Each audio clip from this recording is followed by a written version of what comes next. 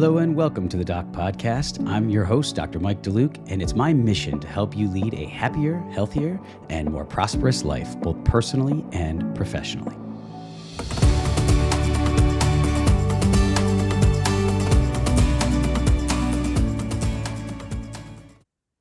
Hello, and thank you for tuning in to this episode of the Doc Podcast.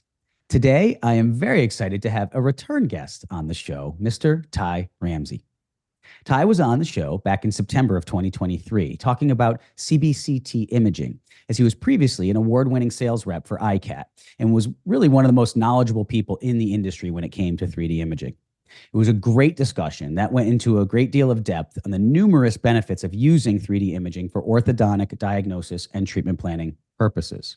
I'll be sure to put a link to that episode in the show notes for today's episode, as I know the Doc Podcast audience has grown quite a bit in that time, and I want to make sure everybody can hear that episode as well. One other thing we talked about in that first episode was what at that time was hot off the press news, which was Ty's new position with a company called Practice Transition Strategies, or PTS. PTS is the largest privately held practice transitions mergers and acquisitions brokerage firm in the nation.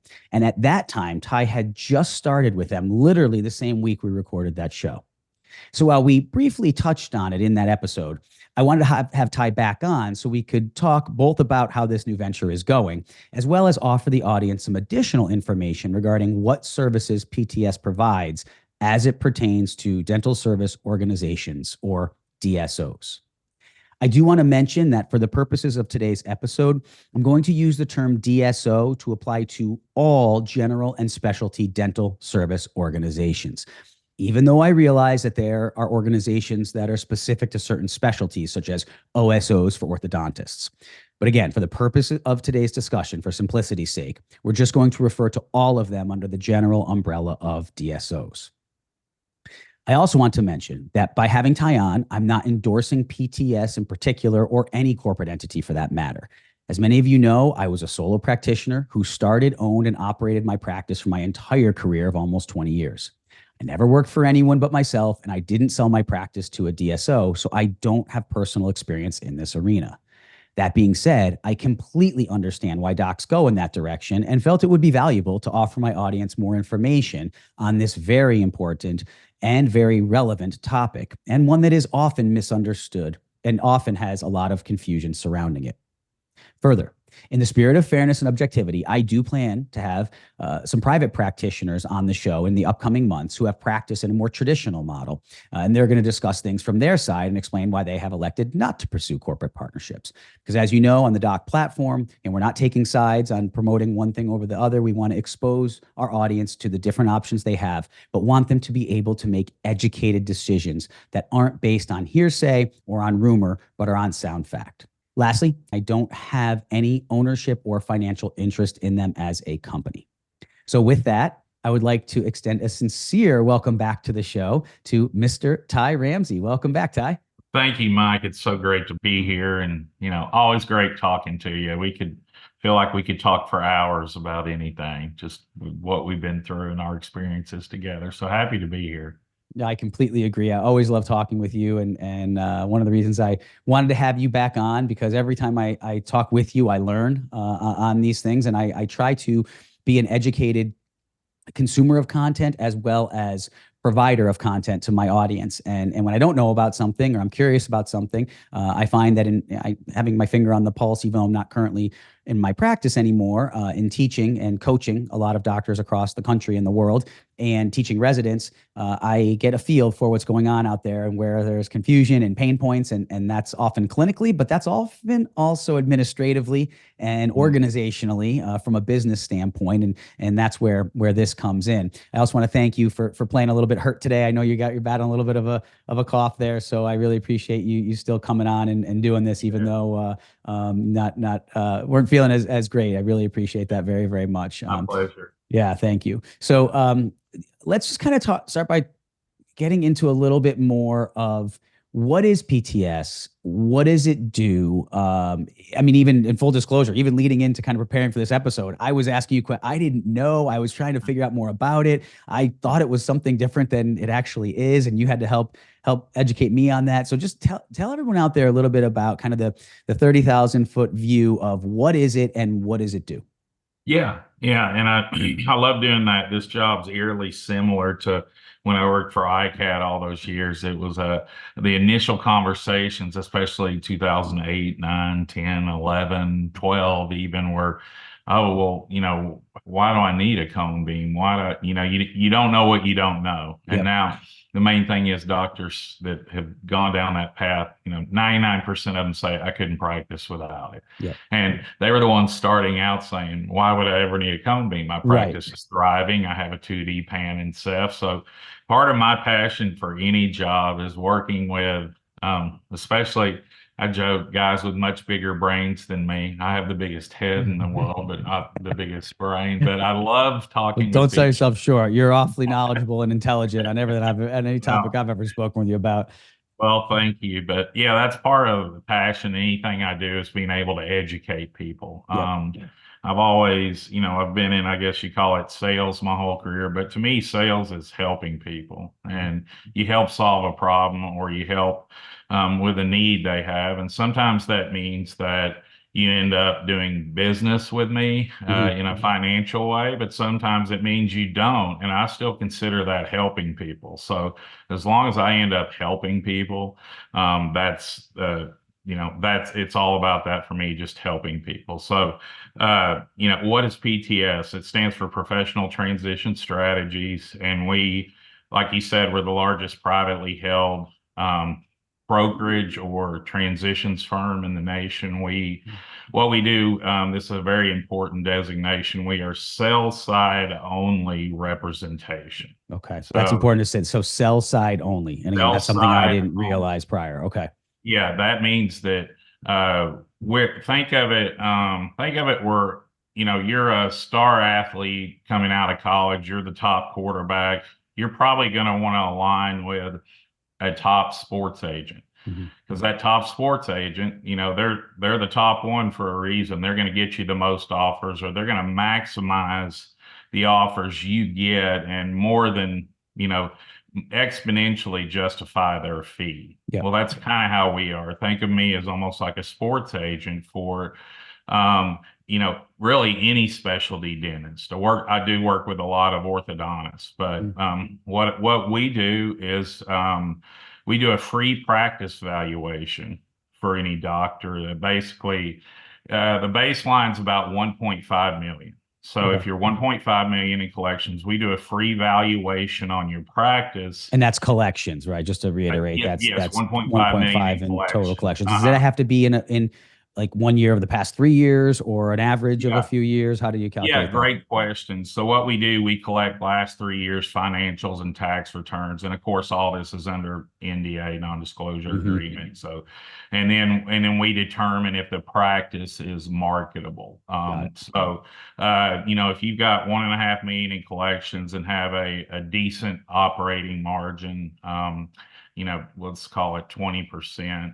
And I don't want to get too much into the minutia here, but most orthodontists do meet that criteria. They have, Hmm. I would say most that have a $1.5 million practice do meet that criteria. So we do a complete analysis of practice, not Okay. just like their CPA would do. It's one in which we do an analysis. We work with there's 375 self-identifying DSOs and Wow. 1,500 private equity groups that we work with. Wow. And many of those, probably in the hundreds, are investing in ortho currently. Okay. So I know that, but really all specialties. But I know a big portion of your audience is ortho, obviously. But Mhm. we work with all specialties, and my goal is to get the best outcome for the doctor, uh, both financially and personally. And Mhm. sometimes the two are not, a lot of times our clients don't choose the highest offer. They choose the one that's the best fit culturally. Okay. So So you're looking at both of the, this isn't just about dollars and cents. I mean, I know that's obviously a not at significant part of all. it, No. but this is more than just like your analogy with the sports. You're not just looking at the team that's going to sign you for the greatest, longest contract.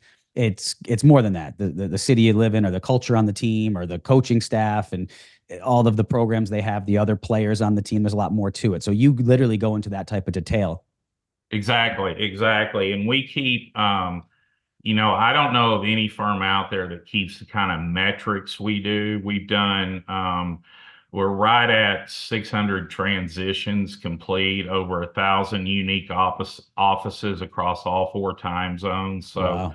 we're very versed at this. We have a lot of comps to look at. Hey, well, in this situation, this is returned this. This is, just all kinds of comps on, also equity and where it goes, where Okay. it grows with a group, and really invaluable information that a doctor can't get on his own. It'd be Yep. like, me watching a YouTube video and trying to treat, someone, a class 2 div 2 myself by watching a YouTube video. It's just Hmm. not what I do. This is what we do. Hmm. So, um, I would say the many doctors, and they get partnered with a group. We call this an unsolicited officer, or an unsolicited offer in this business, in which a group has contacted a doctor, gone down that path with them, and then formed a great partnership. That is, just from the doctor's perspective, and it will probably work out great for the doctor. But Hmm. what we do is we take on the doctor as a client, free of charge. And we do the practice valuation, and then I'm able to create a competitive environment for the doctor, in Okay. which many, in general, will get 4 or more offers for any one client from various DSOs, pending the numbers are there.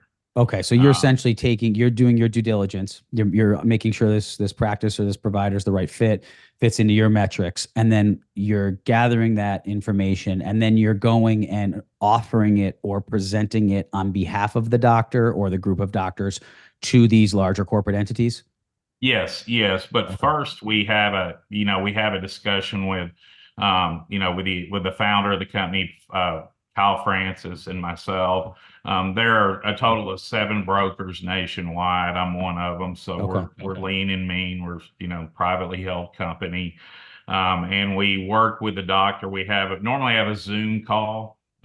We've already done, 150. We call it a prospectus, the valuation. Yep. We've already done 150 of them this year, so that'd Wow. be a lot of flying back and forth. So we present those via Zoom Okay. normally. Okay. And we go, it's a 15 to 20 page professional document that's done by a dental CPA, that a doctor would normally pay probably $5,000 to $20,000 to have done on their Hmm. own.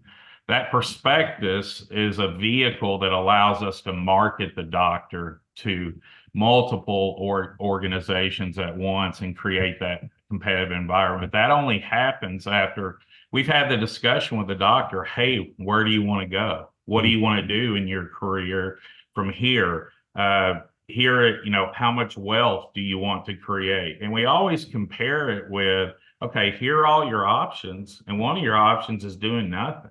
Hmm. You've built a great practice. The DSOs we work with, again, using DSO as an all-encompassing term, like you so eloquently put at the first. So once we've created this very valuable document, by a dental CPA, that's the doctor's to keep. Okay. There's no commitment still, and sometimes we end up right there. We go with we have the conversation with the doctor, and we say, hey, you have a great practice. Hmm. You don't have to do this. Keep doing what you're doing if you Hmm. want. But an analogy I'll make is that, to a doctor with a thriving practice, is you've congrats on what you're doing. You can keep doing this until retirement, and your family going to be in great shape. Hmm. But look at it this way: your practice is kind of like Apple stock. It's great stock. Odds are you're going to be in good shape investing in that. It's going to keep on growing. But I bet you don't have 100% of your financial portfolio in Apple stock, because that'd be a little, nerve wracking. Hey, everybody, be sure to check out the Doc website where you can get access to tons of great information, including free educational content, access to private one-on-one coaching with me, ADA CERP recognized CE courses, and amazing patient testimonials. Just go to theorthocoach.com. That's theorthocoach.com. And now back to today's episode. Well, this is a unique time in dentistry. All these private equity funds have flown into dental because private equity realized that dentists, orthodontists, all specialties are such a great investment. For the most part, it's a mostly cash business with less than a 1% failure rate. Wow. And that's from a big bank's stats on new practice loan default rates. It's 0.7%. Wow.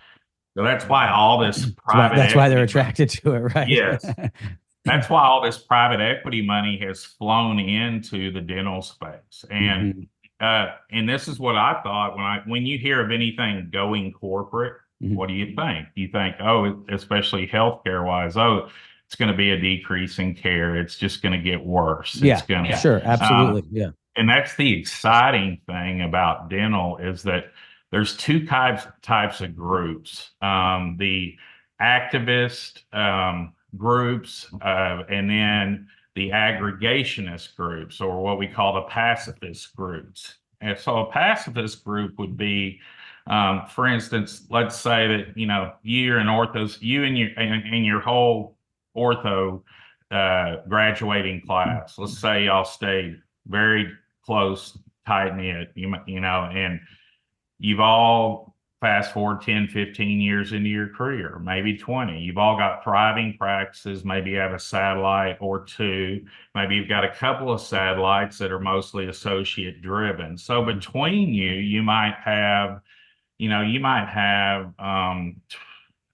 25 practices and $8 million of margin or EBITDA, earnings before interest, taxes, depreciation, and amortization.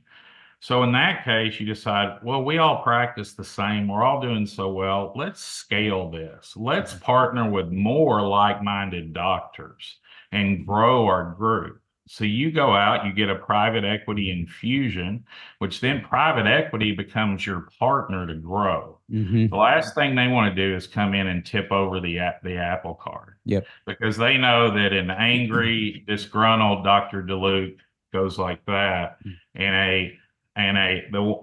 if they allow you to be you, they want to buy you for you. You're the product. So DeLuke Orthodontics will go like that if they allow you to be you, still doing your same practice philosophies. I mean, imagine when you're practicing a group came in and said, okay, from now on, we're only straightening teeth. You're going to use this bracket. You're going to do this. Here's our protocol. It'd be like that every time. So that's the exciting thing in this is there's all these groups started by doctors for doctors that just want to grow organically. And it's the 1 + 1 = 3 concept. It's 100 of a practice, quality practices. Let's say, God forbid something happens and one practitioner can no longer practice. Well, it's a lot easy to stomach for the entity as a whole that 1 out of 99 went down. So we can easily use our resources and build that and keep it going. Whereas, again, it's really for the doctor, it's de-risking their life's work. And I recently wrote an article about that was I think it was on Dental Tribune that I posted on my LinkedIn as well. But that's what a lot of doctors never thought of. Hey, de-risking my life's work. Because, most of them are good planners. They got insurance, all that, but there's still, that's a lot of what people have never thought of. Hey, I can use my successful practice as an investment vehicle. And it allows the doctors to put a large investment into an investment vehicle that has traditionally only been available to the ultra wealthy, and that's a private equity fund. Mm-hmm. So, on average, according to our comps, based on practices of, like I said, over 600 transitions, 1,000 unique offices, the return on investment on that type of investment that the doctors are awarded on these Mm-hmm. deals is about 4.7x dollar on dollar return. Um, and we And what conservatively is have the 4.7x, 4.7 times their times your investment. investment So, dollar? Okay. yeah. So let's say a doctor has a $2 million practice with 600,000 in EBITDA. Yep. These transactions are normally done in multiples of EBITDA. So Yep. let's just use, and I'm going to use a pretty conservative multiple. We joke that most people lie high, we lie low. Mm-hmm. We like to under promise, over deliver. So let's say $2 million practice, 600,000 in EBITDA. A doctor, we could expect probably to get a 6x on that. Mm-hmm. So that'd be $3.6 million. Mm-hmm. So that might be distributed up in many ways. There's all kinds of offer structures, but I'll just simplify it. Let's say a doctor gets 2 million cash at close, Mm-hmm. and then he might be awarded 1.6 million equity in the group. Okay. On average, that's going to grow about 3x every 3 years, about 5x every 5 years. Because when there's a what we call a recapitalization event, that's when the group as a whole, a new private equity firm comes in and buys out, for lack of a better term, the previous firm, Mm-hmm. or maybe a larger group comes in and does that. That's when everyone makes out, because Yep. those groups scale. So when you have you go out one at a time, pay a certain amount of EBITDA for each practice, Mm-hmm. and then you apply economies of scale. You centralize the back office operations, the stuff you hated doing anyway when you were a practice owner, HR, payroll, things like that. Mm-hmm. When you have 100 practices scaled, that's worth way more than each one of those individual Mm-hmm. As they practices should. added Yep. together. So then when a transaction occurs, that's normally, that might be at a 10 to 15x EBITDA on the larger transaction, but the group invested, let's call it 5 to 7x EBITDA on all the individual Mm-hmm. practices. And that spread is where everyone makes the money. And then the whole thing starts over again. That group starts acquiring the practices at 5, 6x EBITDA individual doctors, which is still a great deal for the doctor, because Mm-hmm. they normally get more cash at close than they could have gotten from selling it to an individual. Yep. That was the old school way of doing it. As well, I've got the light at the end of the tunnel. I want to work 5 more years, but I'm going to phase out my practice. I'm going to sell it to an individual. Normally, the market rate on that was about 80% of collections. Okay. And that's because of bank ceilings. A practice in general won't, or a bank in general won't lend in excess of 80% of collections. There are a few now that will, but in general, that's it. Another option for a doctor was to do what's called a Mercer acquisition. That's where, yeah, you've grown, especially for orthodontists, most of you grown your practice to where one individual can't afford it. So Mm-hmm. unless they have family money or won the lottery, whatever. So you say you have you're doing 2 million in collections, so you might sell off 25% of it for $500,000, Mm-hmm. and then sell another 25. And then Mm-hmm. and that can get messy because there can be too many cooks in the kitchen. Who treats who? What if the one you sold to has a Yep. different practice philosophy? So private equity has become a great way for these doctors to really create generational wealth between now and retirement. And it's not just for the guy at the end of, or the male or female at the end of their career. It's for really the average age of our transactor last year was about in the mid 40s. Well, I was going to So ask you that actually is how this isn't just you're seeing older docs that are in their 60s saying, I want an exit strategy. This is people seeing this early on and saying, I want this different approach so that I have kind of a, I mean, I don't want to use guarantee, but you have a greater likelihood that you're going to get an ROI on the practice that you've built, as well as not having to do, say, the challenge associated, not having the challenge associated with bringing that other doctor in, and that being the Mercer transition you were saying, where you incrementally are divesting the senior doctors divesting and the junior doctors investing or purchasing the practice. yeah. So this isn't that type of formula. Once you get into the corporate private equity DSO type structure, you are literally valuing the practice at point X. You're determining what that EBITDA is. You're providing a multiple on the EBITDA that you're paying them to determine the actual payout they get. And then again, the logistics probably, as you indicated, vary between all the different organizations of how they pay that out, how much is upfront, how much is rolled into equity, how much is paid out over time. Exactly. And there are all kinds of different structures. And, people, might say, oh, it's too good to be true. This is going to end. And well, this has happened to, before I got into this, it was such an eye opener. Basically the world revolves around private equity. You go into your favorite restaurant, good chance that a private equity group owns that. Mm-hmm. You go into your favorite car wash, good chance a private equity group owns that. Yep. It's been going on for 30 years. 30 years ago, hospitals consolidated to private equity. About 20 years, pharmacy did the same thing. There's no more Joe's Pharmacy, CVS, Walgreens. And then really in 20, and then, about 10 years ago, really, in general, about 10 years ago, it was actually longer than 10 for dental, but for all intent purposes, really about 10 years ago, both dentistry, veterinary, and dermatology started to consolidate. Mm-hmm. There's about 10 times as many dentists and practitioners as there are dermatology and vets. Therefore, there's just a lot more inventory for Mm-hmm. dentists.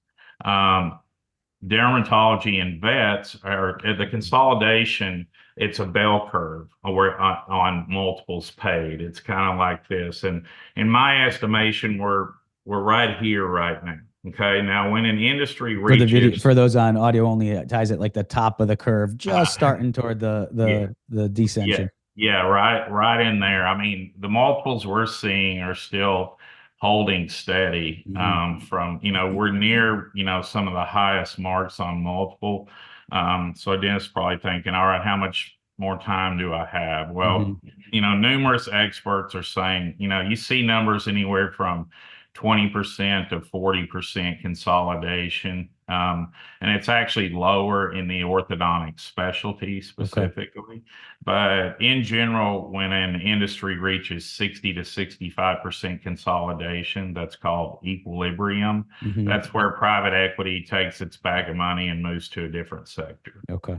So, but the beauty of this is that the groups we work with, we have blacklisted, numbers of groups and that you can't really put a value on that. But you know that if you're working with us, we're going to bring you a quality group that we have vetted. And Mm-hmm. if it happens to be a newer group, we're going to tell you that because newer groups are coming up all the time. So, hey, you've got this group who has 400 practices in their portfolio. Mm-hmm. Of course, that's going to be, you have to set your risk tolerance and whatnot. And then we have this newer group. They're just starting. They only have 20.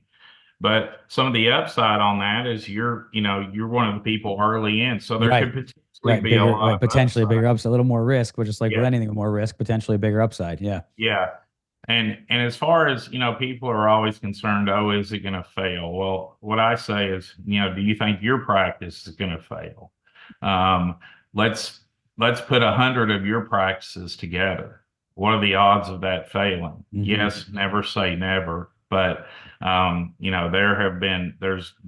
have only been 0.3% the failure percentage of DSOs is less than the failure rate of dentists. So the One, point seven was what you were saying was the it's dental point side. The, three. the point Yeah, three it's is a point DSO. three for DSOs. Yeah. Wow. Now there are various DSO in different situations. Just because a DSO is currently not actively acquiring, that does not mean they're failing. That just means they're focusing on organic growth to grow, to just grow organically store by store there. Do you feel that the sort of traditional model of corporate dentistry that I guess has a bit of a bad name Yes. from when it first came out. Do you Yes. feel that that was because it was new and it wasn't understood enough, so that they were trying to control or micromanage, and the doctors lost control? Because I think that's what a lot of people are still afraid of, Yes. is that feeling of loss of control. But would it be a true statement? And I don't know this, so definitely Uh, correct me if I'm misstating this, but that it was a different animal back when it was during its inception years past, and now it's evolved to something that is more doctor centered. Is that a fair assessment of a lot of this industry? Do you have questions about a clinical case, or maybe a challenging practice management issue? Or maybe you're a new doc who's starting a practice and doesn't know where to turn for advice. Doc's private one-on-one coaching platform is here to help you succeed in all these areas and more. Just go to theorthocoach.com and select coaching from the menu to enroll. And now back to today's podcast. Absolutely, and that's how it started out. It started out with what I call those activist groups, Okay. in which they were mostly going after doctors that wanted to retire in a couple of years. So they might offer a doctor 110% of collections, and he or she is on cloud nine. And hey, I was only going to get 70, 80. I was gonna have to do this Mercer thing and stay longer than I wanted. So a lot of the originals started out like that. It was like, okay, well, you're our employee now. You've got to use this bracket. You've got to use these materials, and then the doctor, the average tenure of a practitioner for those kinds of groups is under 2 years in general. But that doesn't mean they're bad groups. I mean, some of the biggest groups out there are that kind of group. But nowadays, a lot of kids coming out of school, they have no interest in any kind of ownership. They just want to do their clock in, clock out, heads down dentistry, whether it be general dentist, endodontist, perio, ortho, whatever. And they are totally fine with being an employee and not really having their own identity or own brand. So those groups serve a great purpose for a lot of people. But for the people more in, my generation, your generation, that, many people that came out and they hung a shingle and they built this legacy. Well, the last thing they want to do is destroy that legacy by selling out to corporate. So that's a great part of satisfaction from my job, is one, doing the valuation and helping them maximize their financial, family, work-life balance from now until the end of their career. And sometimes that means that sometimes we tell them, hey, you're going to be living this. So if you're not comfortable with any of the offers we presented you, hey, you just keep on trucking. Because here's our prediction, and we do a column by column analysis of the individual offers, break everything down. We give an estimate of where the equity is going to grow, and we create this overall what we call enterprise value. And one of the things is, hey, here's you working, not doing anything. So it really is a great service to the doctor. One of my best references is someone that we advise not to do anything. Hey, because, well, you're here right now. You need to be here. You need to, and we did a market analysis. That's another invaluable thing. You get to see what your practice looks like from an investor's mindset. You also get to see where you stack up on industry averages in that community. Payroll, supplies, rent, all that. So all this is very vital information for any doctor to have on their practice. And when they do make that commitment, I know, I'm guessing it's different for each potentially organization, but what's the typical amount of time that doctors are required to stay in that practice Yeah. after the transition or Yeah. after the So, sale? so great question. So with those activist groups, Mm-hmm. it can be lower. With the aggregationist groups, I would say the ideal candidate to look into this is someone who has at least 5 years on the runway, Okay. even if they have 10 or 15 left on the run. Mm-hmm. And one of the things I say is that the DSOs, again, all encompassing there, Yep. that we work with, want to partner, and not notice I say partner rather than purchase or Mm, buy out. own, But right. yeah, because it is a vested interest. Mm-hmm.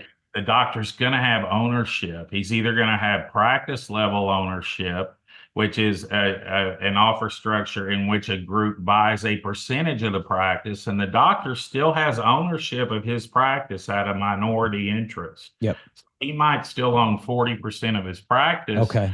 and be getting distributions based on 40% of the profit on top of his fair doctor salary. Yeah, that was actually the next question I was going to ask is a salary set in the contract, in the negotiations initially? What is it? Is there a salary for the original owner, the selling doctor, Yes. set? And is it set for a particular number of years? And then is it renegotiated at different points, being the first part? So the salary being the first part, and the second part being what distributions, which you just answered part of, but what is a typical distribution portfolio look like when you look at not only from their practice, but are they getting distributions from the master entity, a parent entity as well, over those particular years? So in other words, if it has a good year in the overall entity and structure, is there some payout to the doctor on top of salary?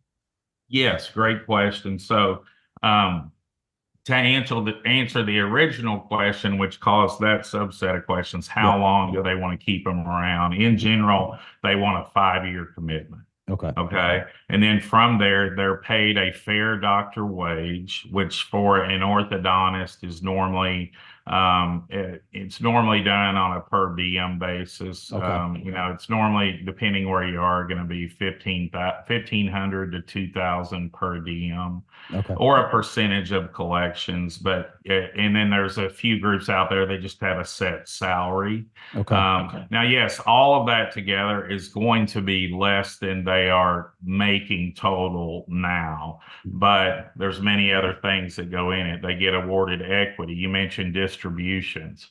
I would say 5% of the groups. We just started working with one group where my answer would have been no. There's one group that actually pays a yearly dividend Hmm. based on the profitability of the group. Okay. But in general, what you're going to see is if you do a structure where you own part of your practice, Mm-hmm. you're going to get distributions based on 40%. If you own 40% still, Mm-hmm. could be 30, 20, even 10 in some cases. You're going to get distributions that relate to the profit of your practice based Mm-hmm. on that percentage. And in most cases, the profit is the profit of the practice and collections and is going to grow but just because of the efficiencies of the group that come in and you might be weak on marketing. Well, this group has a special marketing arm to help you with search engine optimization, all this different stuff. I was Mm-hmm. talking to a group the other day. It happened to be an orthodontic specific group, but they were just going over with me some numbers. So, one of them was my client that I had matched with them, and the growth was just unbelievable. I mean, they were up over 25% the Wow. first year, and it's now, that's a little high, I would say, but the average growth year over year private practice when they partner with a DSO is 8.9%. Okay. Interesting. So, And then yeah. for the doctors that after that transaction happens, after the papers are signed, I know one concern I've heard from a lot of people is, Yeah, but kind of their fringe benefits, right? How do they handle the fringe benefits that, Yeah. owning your own business, you Uh-huh. can be a little Sure. more aggressive on the fringe benefit Sure. side of things. Sure. So how does that happen? Do you have a kind of big brother looking over you? Like if you're run some of your car payments through your business or whatever the case might be, are you now controlled that you can't do some of those things, or are there just, do you have a budget allocation? How does that play out? Mhm. It depends on the structure. Okay. There's one structure which is a holding company structure, and think of that as I hate to say buyout, I like to say partnership. It's a partnership in which the doctor sells 100% of his practice to the group. And now, rather than owning 100% of his or her one practice, they own 1% of 100 Mm-hmm. practices. And that's where that return on invested capital, the equity in that group grows at an average of 3x every 3 years, 5x every 5 years. When the group has a recapitalization Mm-hmm. event, the doctor has an option to take a portion of that money off the table. In some cases, could be all of it. In some cases, could be 50%, and add that to his then financial portfolio. Or he could have an opportunity to roll that again, and then you're really creating generational wealth on the next recap. Mm-hmm. But we're estimating the industry has just a couple of recapitalizations left, and then we'll reach equilibrium. And these recapitalizations with these individual groups, on average, will happen every 3 to 5 years. It's because it's the thesis of that investment portfolio to invest in these high return investments, get a great return for investors, grow to a certain point, Mm-hmm. and then move on. So that's why you see every 3 to 5 years. Okay. Mhm. And then regarding their ability to kind of, is that if they sold 100%, or I guess, is that different if they sold 100% or if they retain some ownership in terms of how they can determine the fringe benefits that they were Yeah, expensing through yeah. their practice, whether or Getting, not they can, like, do they have wiggle room? I mean, how, like, uh, is that in the yeah, contract that getting, you do negotiate that ahead of time as you're heading into the deal? Yeah, getting back to that question, yes, that's called seller discretionary earnings. So what Okay. that is, it's what they're paying themselves, W-2, Yep. and then it's also everything that they're running personally through the business. Okay. Legally, I might add, everyone that has a good accountant will be doing that already. Mhm. Yes, and in some cases, those seller discretionary earnings go away. So that we actually calculate SDE. It's called SDE, seller discretionary earnings, on our sheet and give it to them. Say, Okay. okay, well, your SDE might be 850,000, but moving forward, you're going to have a comp of you're going to be W-2ing 350 or 400,000. You're not going to have any of the personal stuff you can run through, but here's how the numbers shake out. Here's your cash at close. You know, here's your equity and what it's going to be worth. Here's your Hmm. salary. There are three things for everyone to consider when doing a deal. And one is your cash at close. Okay. I equate that to a professional athlete signing a contract and having guaranteed money, in case they get Yep. hurt or Sure. Right. something. The upfront. Yeah. Yeah. Signing Yeah. bonus or sign Uh-huh. your, yeah. Uh-huh. Yep. Your upfront payment. Yeah. Yeah. So you have your cash at close, then you have your salary, what you're making moving forward, which Hmm. could be it's going to be your salary, your per diem, could be a percentage of collections or production. Hmm. And then you're also going to have, we can work in many cases, and some doctors would never know to do this, but growth bonuses, the first couple of years. Hmm. One of the last ortho deals I did had a growth bonus of $150,000 bonus the first 2 years for the doctor. Mm. Um, and then the last is the equity and what the equity is going to be worth and how that's going to appreciate. So, Okay. it's those three things. It's your cash at close, your salary with growth bonuses, and the equity. Okay. And then I know people worry too about um, penalties or loss of equity if certain minimums aren't met. Is that something that's real? Is that just kind of the older model, the activist model, or is that still something that is a standard in the industry? Have you heard about the doc community on Facebook?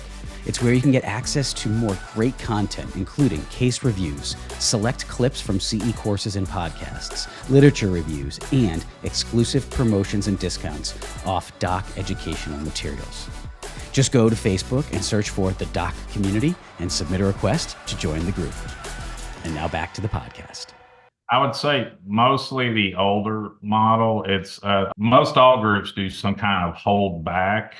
Okay. We call it the don't go to Cabo clause, where you get your money and you just peace out and Yeah. go. So normally it's not. Normally it can be anywhere from 50 to $250,000 of, and it's normally 12 to 18 months. It's just when you hit 12 months, you get paid this. When you get 18 months, you paid this. I've never had a client not earn their holdback, is Okay. what we call it. But yeah, in general, that was it's as long as you're a good partner. I Yeah. mean, there's some groups that even have like they'll even work out like a guaranteed exit multiple with you, like of your EBITDA. Like, Okay. hey, if you want to leave in a certain amount of time frame, as long as you give us a year notice and we find an associate to come in and replace you, we'll pay you this amount on your exit. We'll pay you this multiple of your EBITDA.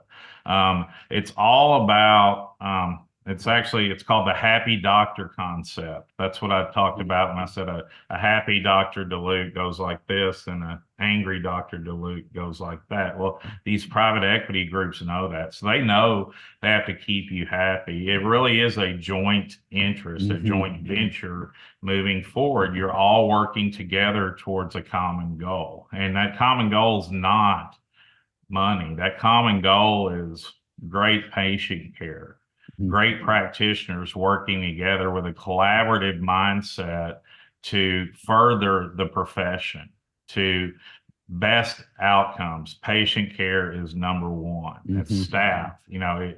As goes the staff, as goes your patient care. So staff is a big focus as well. They know, in most cases, this is an upside for the staff. The I was staff going to goes actually from, ask you about staff in that sense.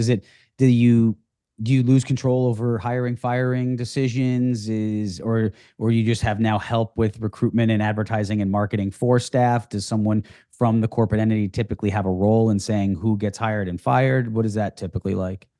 So the second part, a little bit. The first part, one of the big things, I mean, the quick elevator pitch, I guess, would be, Doc, imagine if you got to keep your entire staff and we took all the burden away from just running your practice. So you could do what you wanted, what you're good at, orthodontics, periodontics, general dentistry. You can go do that. And you do just that. We take care of just about everything else, but you get to keep your staff Okay. at the same pay rate or higher. And normally their benefits improve because they're now working for a big Bigger, yeah. conglomerate and they're going to have good benefits. So most of the time the staff's ecstatic because upward mobility for them too. I've seen former staff members in VP level positions before with groups just because they partnered with a group. They had maybe it was an office manager at somewhere, maybe Right. if a general dentist, it was a hygienist, and now they're director of hygiene for the whole group. So it's a Interesting. lot of upward mobility for the staff. And that is nice because I can say for my team, you had some high achievers, A players, so to speak, that there is a ceiling. There's only so many roles in your practice that they can fill. And some of those top achievers, you could see them getting the role can become a little monotonous, or they can feel, especially if you brought them in young and trained them young and they grew with your practice for years, they get to a certain point and they just have wings. They want to fly more. So that is a nice thought there. Now, when it comes to staff reviews or setting compensation, what type of role does the doctor have in that, if any? He has complete agency in that at the time of the transaction. I mean, that's one of the things we do is we take a staff roster. Hey, Okay. here's all my staff and here's what they're paying. I'm paying them. Here are their hours. That never goes down.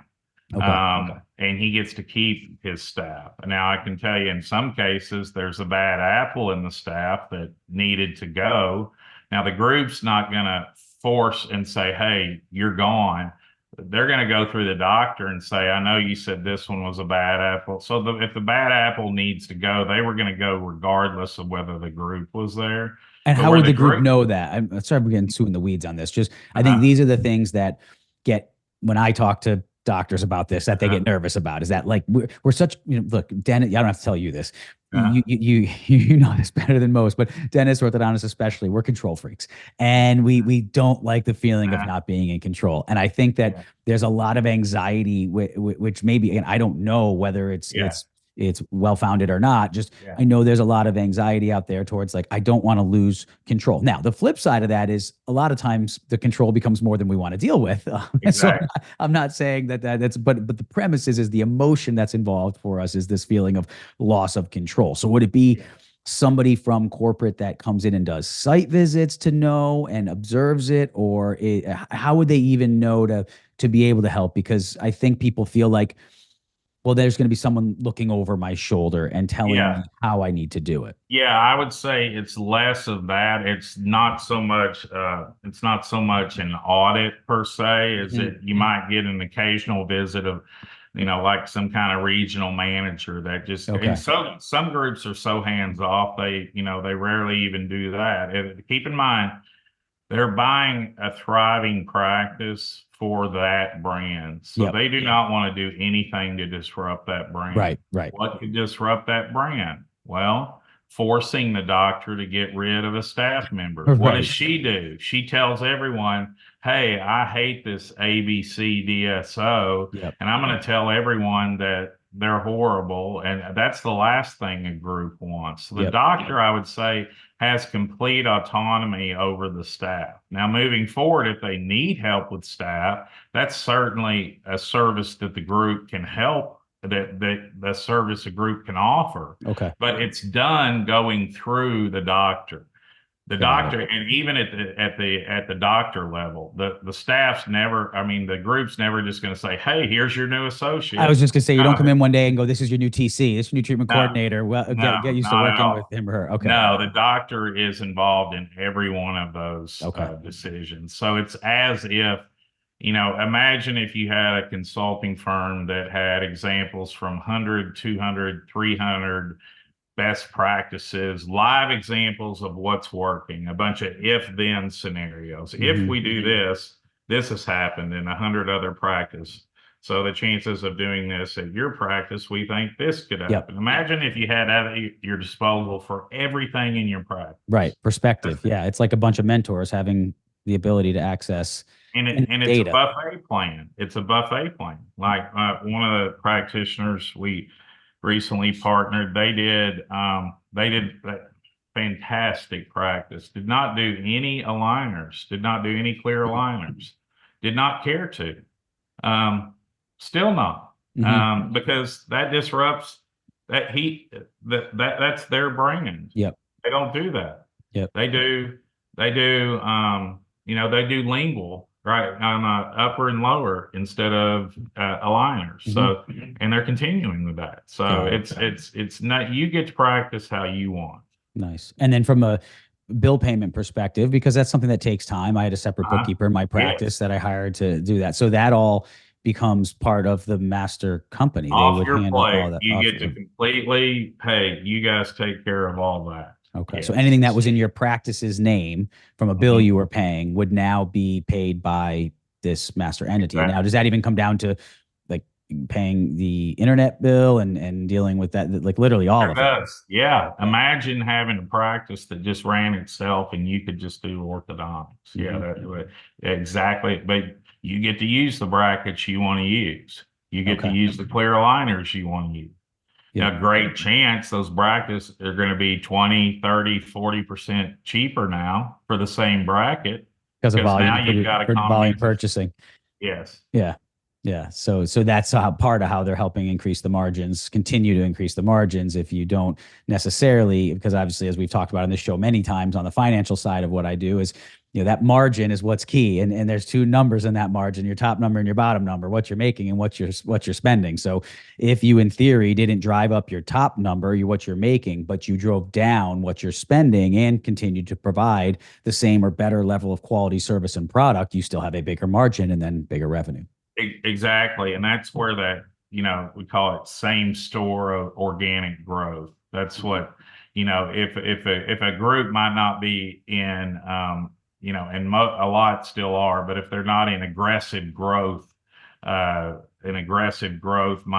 at the time, they're always in that organic growth mindset Mm-hmm. where they're figuring out efficiencies at their current locations to try to Sure. do just exactly what you just said. Sure. Things that you just as a solo practitioner or even a small group, you just don't necessarily have the time. And if you do, you don't have the purchasing power to have that. I like that term, that organic growth. So kind of as we wrap up here, I think a lot of people are probably wondering, first of all, thank you so much for this information. I mean, I've thrown a lot of questions your way and a lot of detailed questions, but I want to try to get across what I know a lot of the listeners are thinking, because I know it because they've asked me these questions over the years. When I was in practice, I had some of these questions, and as I said, the residents asked me. So I wanted to try to use this as an opportunity to answer some of the things that aren't in that sort of elevator pitch that oftentimes people will hear. I think a lot of people are probably wondering, though, how does PTS make money? I mean, you said you do this for the doctor up front at no charge. You're a doctor advocate. You're a sales side representative. So obviously, there's got to be profits made on the PTS side. How does that happen? Yeah, only if we partner them with a group. Okay. That's when we call it a success fee. Okay. And we take it right off the top of the transaction. There are no retainer fees. There are no, any of that. And is that paid by the doctor or by the DSO or by both, the success fee? It's paid by the doctor out of the transaction. The DSO, Okay. we partner a doctor with the DSO.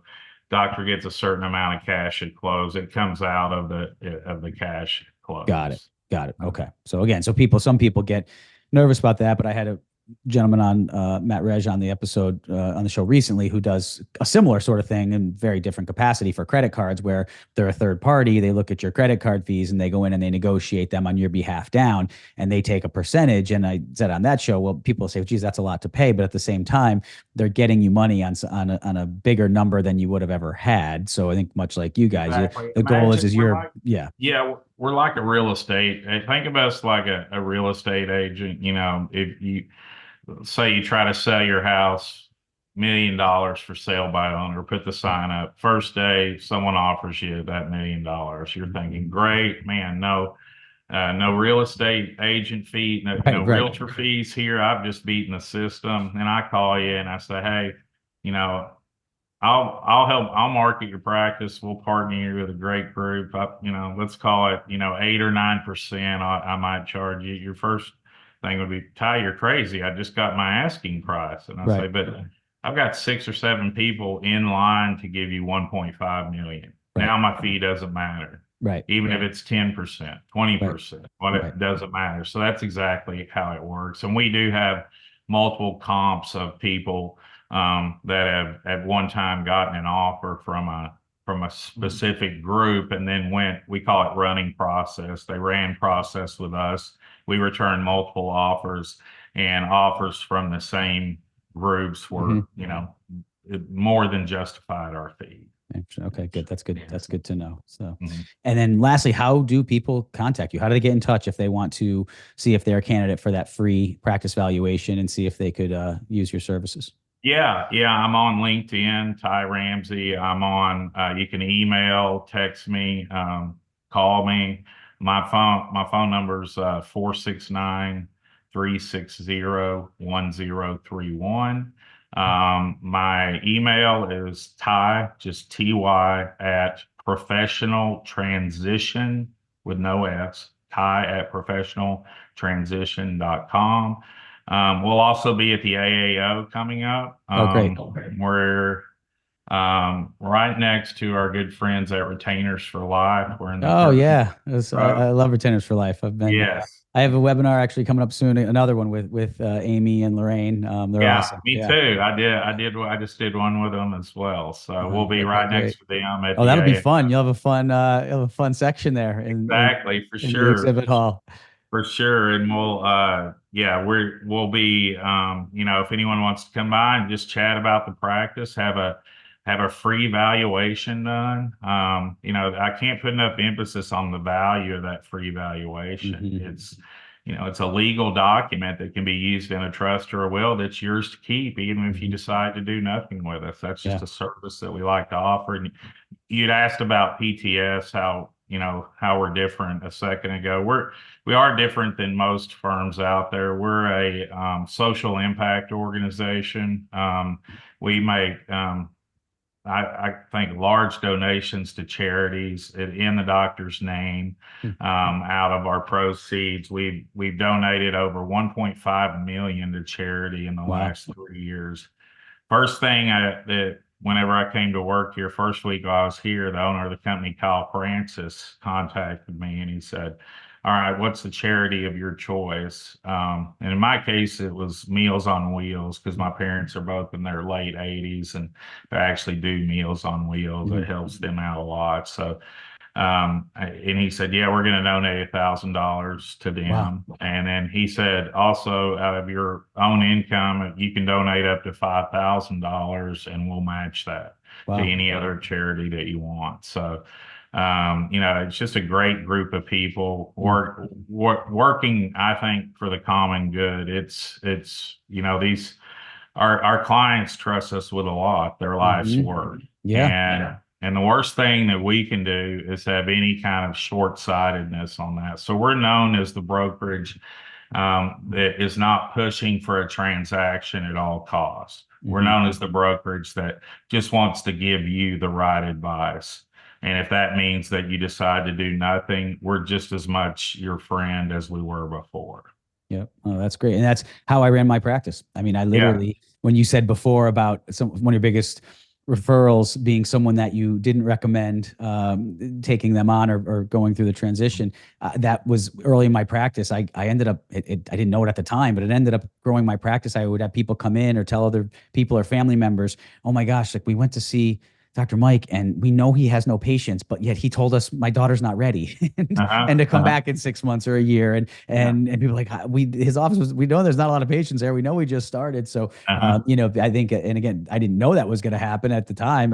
You do what's right for the patient. You analyze it, you diagnose it, you come up with a plan. And if the plan isn't that they're ready for treatment or they don't need something, then you don't do it. And it sounds like you have a similar philosophy. And just like an orthodontist or any dentist is in business to have to profit. It's a business, right? So it was PTS. But if you're providing a service at a higher level and letting people benefit from that and giving them more longevity in their practice or more stability or more sanity or whatever the case might be, as we said, it's not that it's going to be for everyone, but I think this is a really neat option for those to at least explore who are thinking in this direction and want to learn more about it. And I'm sure that through this episode, people learned a lot. I learned a lot. So again, thank you so much for that. And for those listening, share it with people. If you know someone or you have co-residents, share with them so that they can be exposed to this information, or other docs so that they can be aware of it. And visit Ty if you're in New Orleans, stop by and see him there. So, but can't thank you enough, and appreciate all your advice all the time, your friendship, and always being there when I have questions and want to ask you things and coming on the show. So thanks so much, Ty. Really appreciate it. My pleasure. Always great to be with you. And anytime. I just love talking to you. Like I said, could talk for hours. Well, thank you. I feel the same way. So thanks so much. Appreciate having you on. Thank you for watching this episode of the Doc Podcast. Be sure to visit theorthocoach.com to get access to ADA CERP recognized CE courses or to schedule a private one-on-one coaching session with me. And remember to join the Doc community on Facebook for more great content designed to help you succeed both personally and professionally. Just go to Facebook, search for the Doc community, and request admission into the group. You can also find Doc on Instagram at @theorthocoach. And always remember, you have been blessed with the ability to do amazing things.